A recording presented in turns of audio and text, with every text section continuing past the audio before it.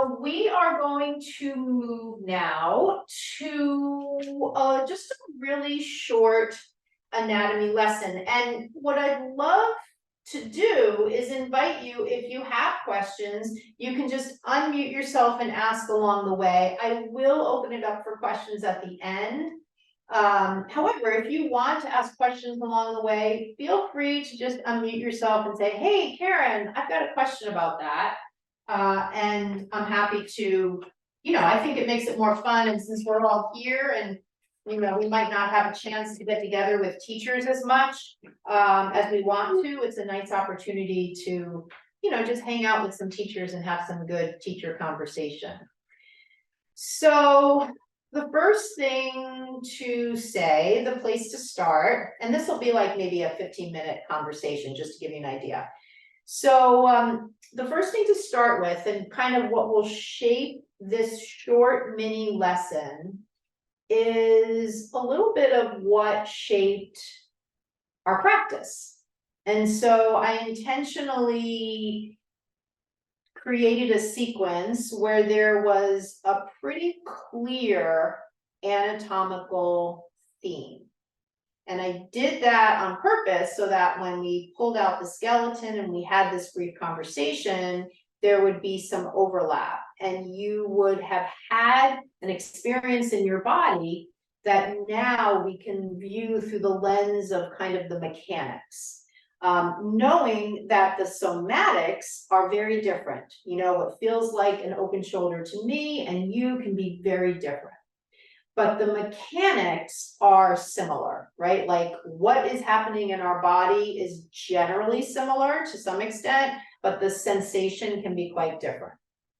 So my question is, and you could open up or type in the chat, I'm curious if, as you practiced, if you had a sense of what the anatomical theme was.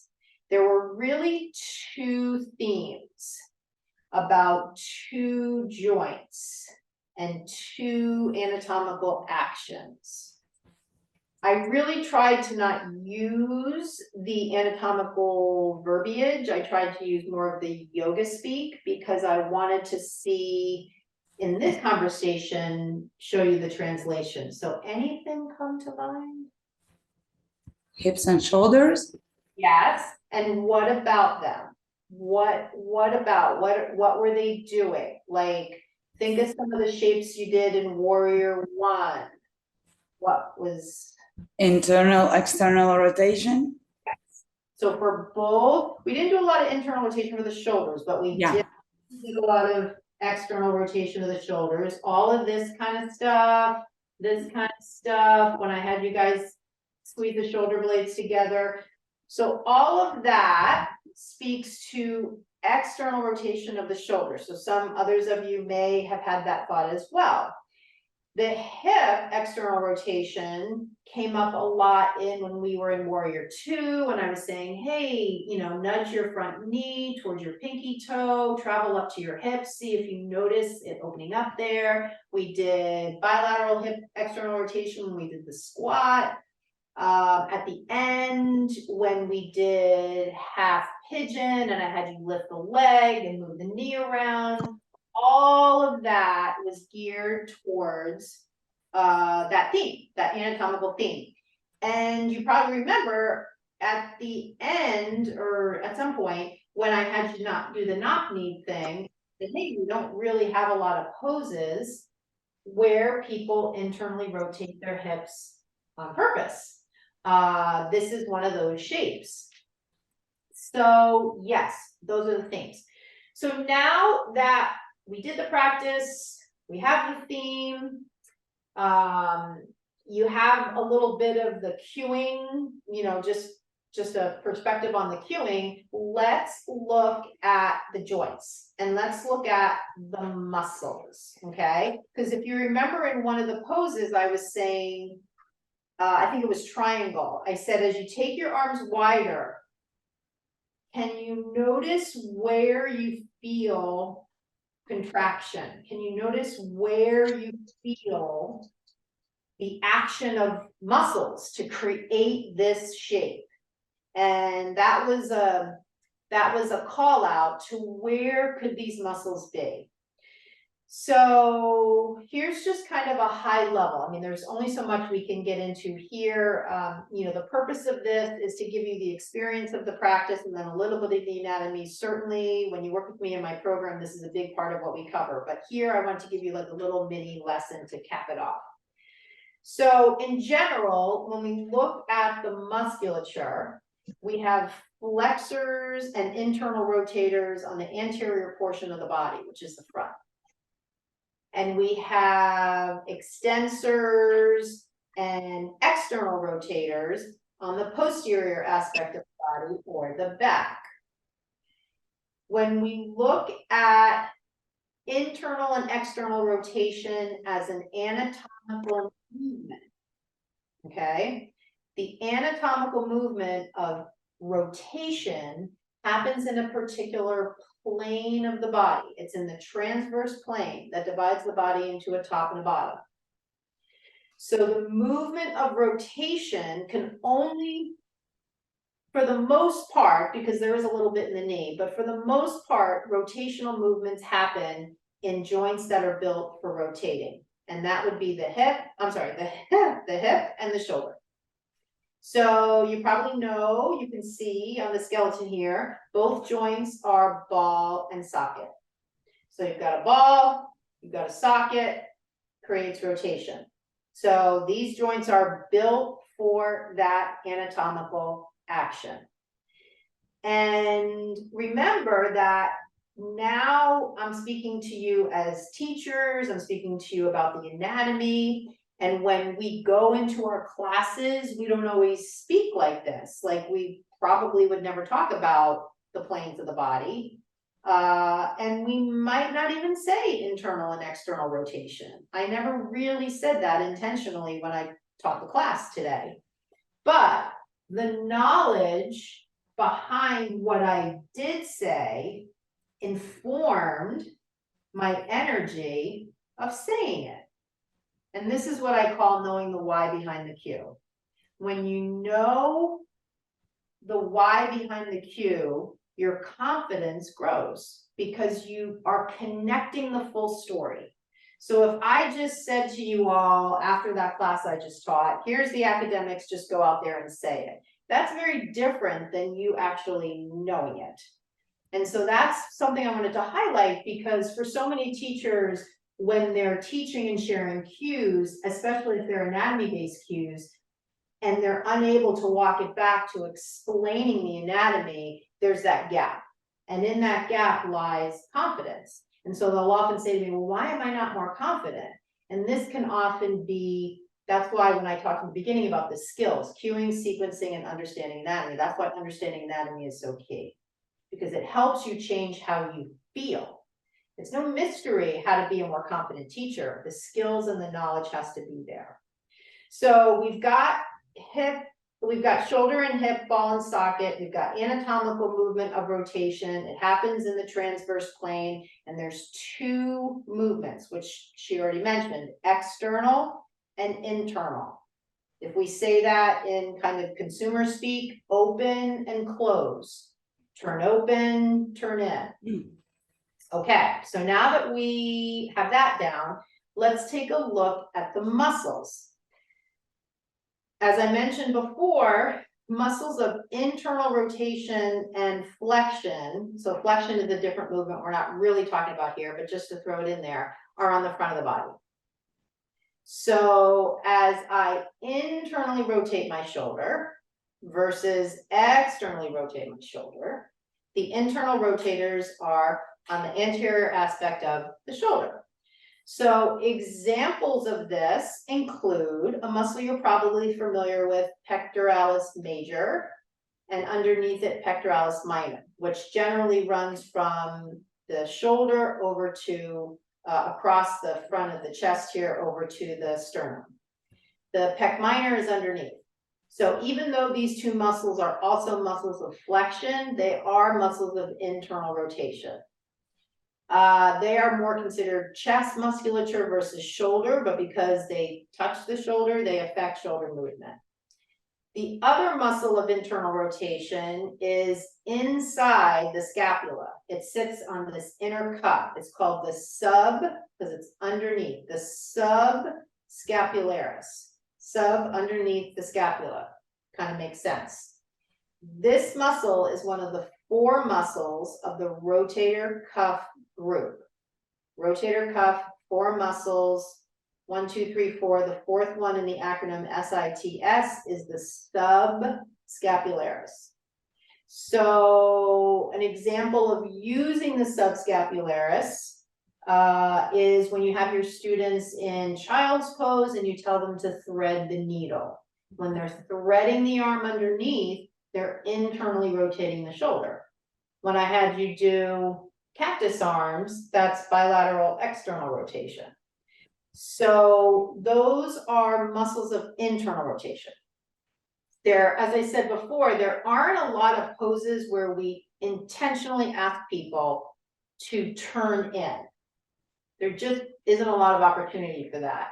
However, as we know, as yoga teachers, there's a lot of movement patterns posturally where people are turned in. Our whole culture of movement is really heavily focused on turning in, hunching forward, looking down.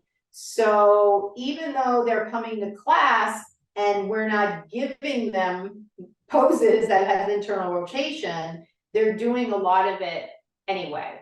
And so this can create another observation of our students. When we want them to be externally rotating, they may be internally rotating because the body is going to go in the path of least resistance. It's like water flowing down a stream. It's going to look for the easiest way to flow. And so if I'm in my day constantly internally rotating, when I go take a yoga class, that's going to be where my body goes unless the yoga teacher is telling me to do something different. So having said that, let's now look at the flip side, external rotation of the shoulders. So if I look at the back, the posterior, the back of the body is external rotators and extensors. So here we're not necessarily talking about flexion and extension, but I just threw that in. So the external rotators of the shoulder are on the back of the shoulder joint. So if I go to the back of the shoulder joint, I want to focus on 2 bones, the scapula and the humerus.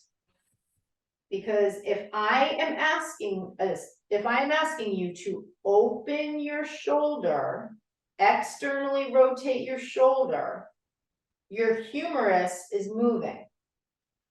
For your humerus to move, something's got to be moving it, and that something is a muscle. But that muscle can't just touch your humerus, it's got to connect someplace else. And the connection point is scapula. So the external rotators of the scapula run from the the external rotators of the shoulder run from the scapula to the humerus. And there are two of the 4 rotator cuff muscles, the infraspinatus and the teres minor. They are 2 of the 4. The 4 muscles of the rotator cuff, SITS, supraspinatus, infraspinatus, teres minor, and subscapularis. We already talked about subscapularis as being an internal rotator on the anterior aspect of the shoulder. Now we're talking about the back of the shoulder, who externally rotates. When I had you guys do triangle, and I said, take your arms wider. Where do you feel? Do you feel contraction? I was cueing you to see if you feel, but these things, it's not like if I ask you to make a bicep, you're going to feel your bicep.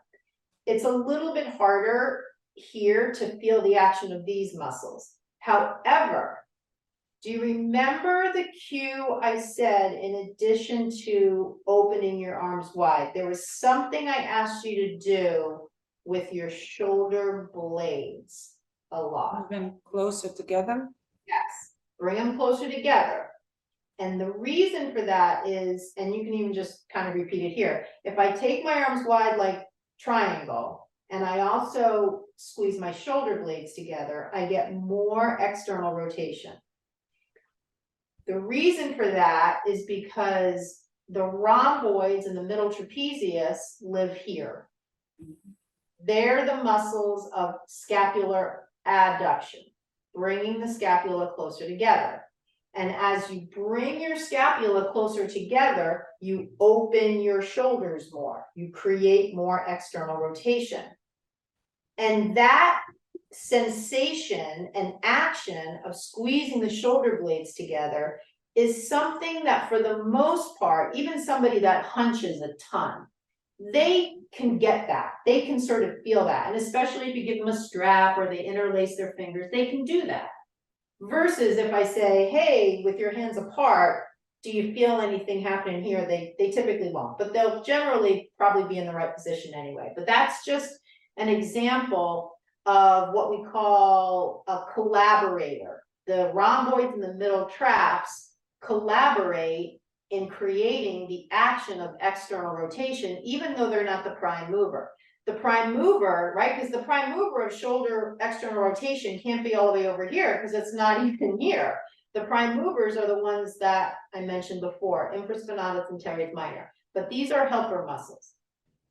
So the two muscles that create that external rotation run from scapula to humerus. The infraspinatus is a bigger one that covers the whole scapula and runs over to the humerus. The teres minor is a smaller one. It runs like that. But they are collaborators.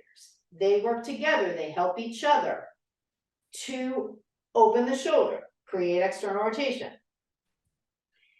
An example of this in action in a pose we teach a lot is in downward facing dog.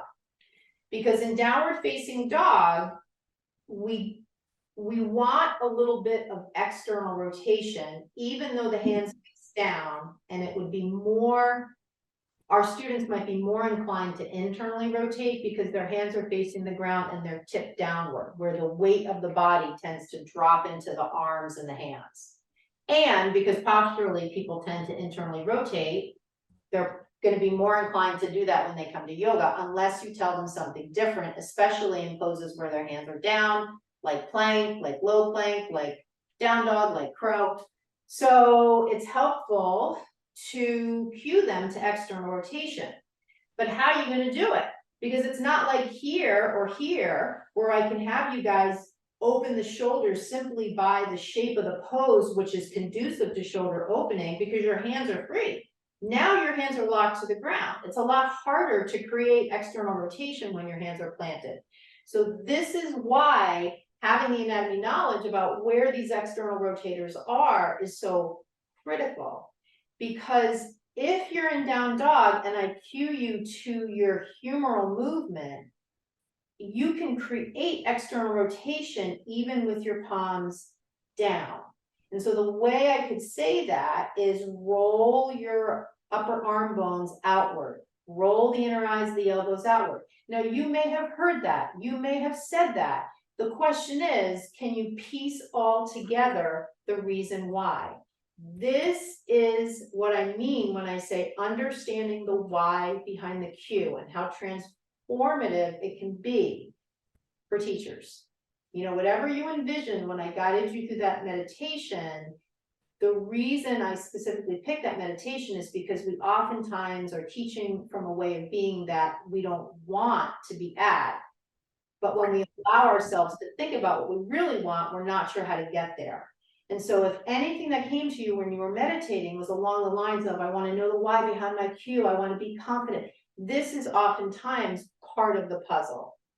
It's less repeating, more teaching. And the teaching comes from the knowledge that gives you the knowledge to share the cue and know the why behind it.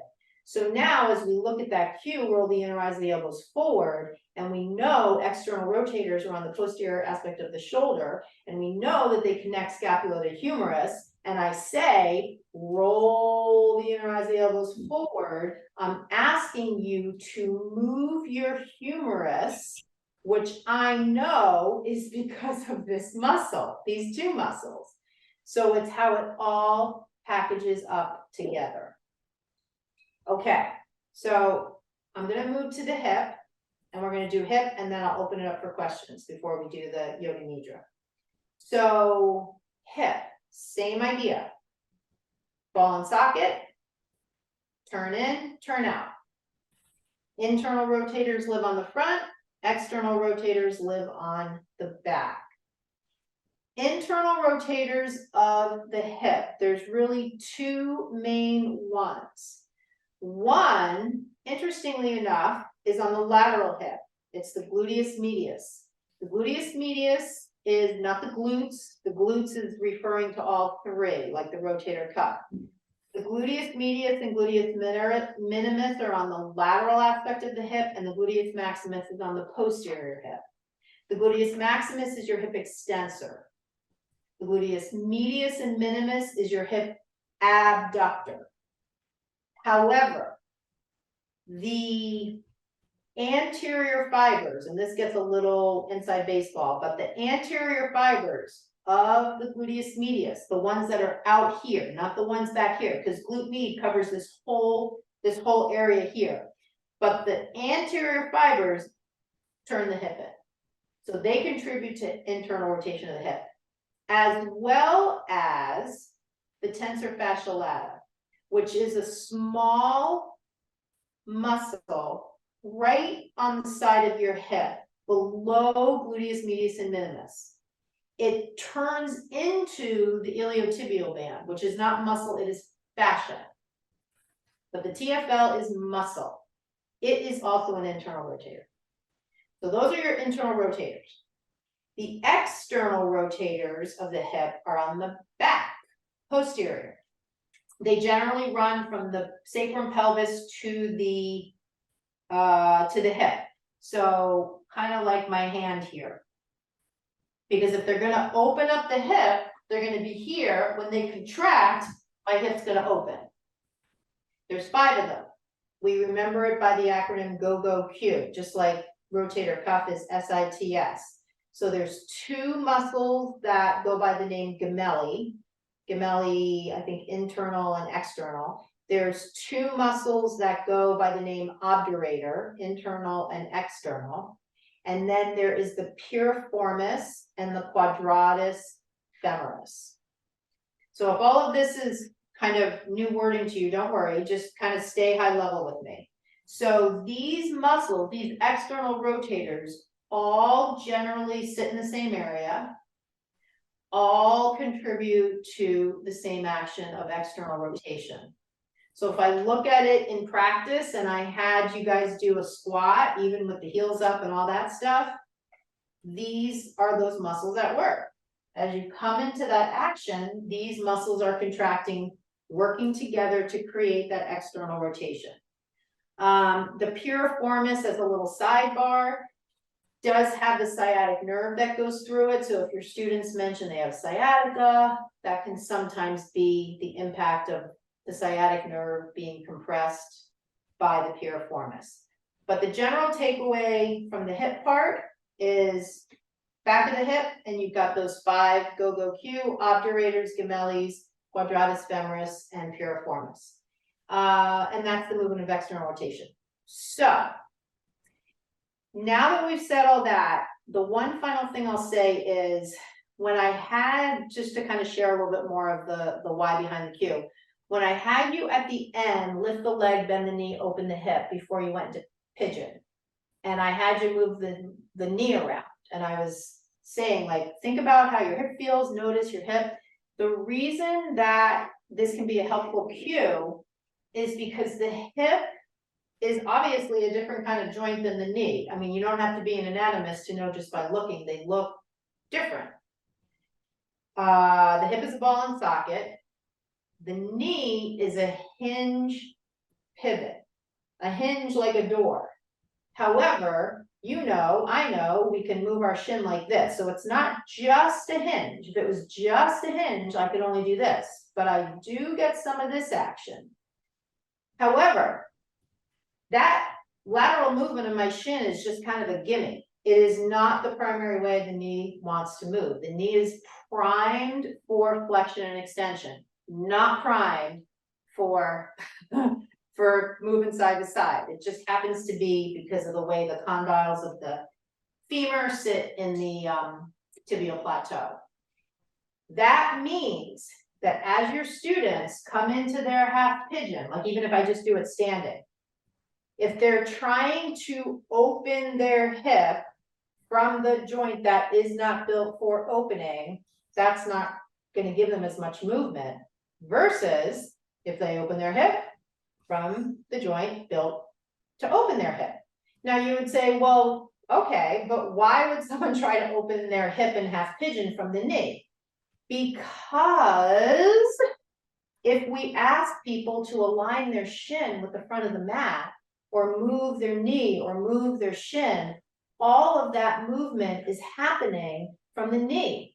Because I can't move my shin from my hip joint because there's no connection. But I can definitely move my shin from my knee joint because that is the bone below it.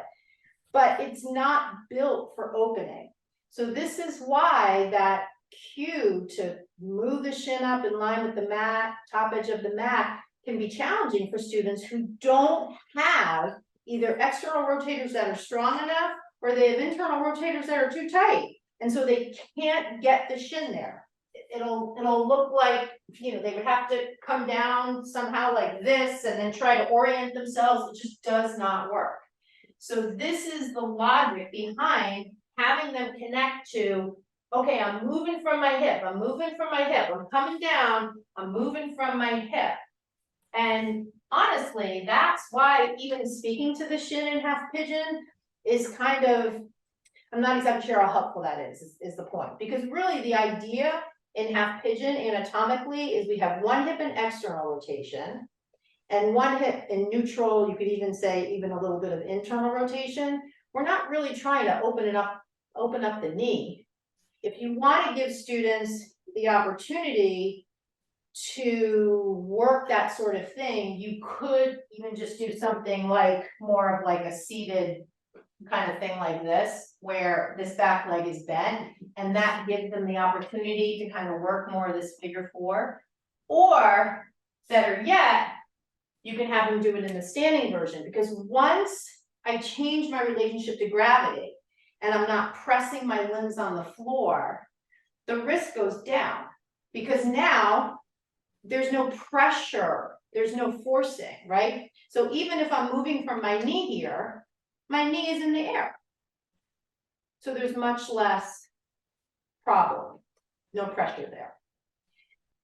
Okay, so that's our mini anatomy lesson. So before we close with our yoga nidra, does anybody have any questions?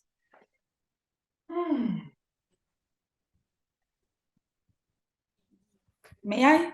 Yeah. Well, a year or so ago, I did a training on biomechanics of yoga, but I didn't get any answer on this. I read, well, you know, we all search the internet, and I have it like written down in my notebook in red. ERs become IRs past 90 degrees. Yeah, that's the piriformis. Not all, but, and again, that gets a little inside baseball-y, but because of the line of the piriformis from your sacrum to your femur, when your hip is past 90 degrees, it does. Like in half pigeon. Yeah, it does change a bit to an external rotator, but that doesn't change the action of the other musculature that's there. Okay. One of the reasons that I was always curious about that is, if you ever notice when people, like when you teach your students figure four on their back, like a lot of times people, like I remember this sort of thing, I remember seeing a lot of chiropractors were saying this was really good to stretch the piriformis. And I was always thinking, how could this be stretching the piriformis? Because the hip is in external rotation here and the piriformis is an external rotator. So I was thinking, this is contracting, concentrically contracting the piriformis. But then similar to what you're saying, when you dig a little deeper, you realize that, yeah. So yeah, that's the thing. I mean, I think for the most part, the overall picture of half pigeon that we're talking about in terms of having your students focus on opening from here versus here still holds, even though that particular muscle in the group of 5 does have a bit of a a bit of a different function. Okay, yeah, I know, it's digging deep, yeah. Yeah, sure. Any other thoughts? Any other questions? No? Okay. All right, cool. If you do, just chime in. Otherwise, what we'll do is, you know, again, the whole point behind this, and you know, this is just such a small snippet. But what I wanted to do is sort of package up for you the experience of the practice with the theme of the practice, with the explanation, kind of the behind the scenes at a level of detail that you don't often get. Like, wouldn't it be kind of cool if you could teach a class like this, where you would just like say to your students, we're gonna do it, and then I'm gonna explain it, you know, the mechanics behind it. You know, and that's another really good reason for understanding the why behind the cue. I mean, I can remember a student asked me one time, why do you ask us to roll the inner rise the elbows forward and down dog? I don't often hear that cue. Can you explain the why? And when I explained it, she said, oh my God, I will never think of downward dog the same way again. So it can be really powerful for your students to, if they ask a question, to have the ability from you to explain it. It can change the way they practice forever. And for you as a teacher, it gives you that empowered feeling of knowing that you're sharing from what you know, rather than things you're repeating, which absolutely can transform the way you feel as a teacher, along with the impact that you make.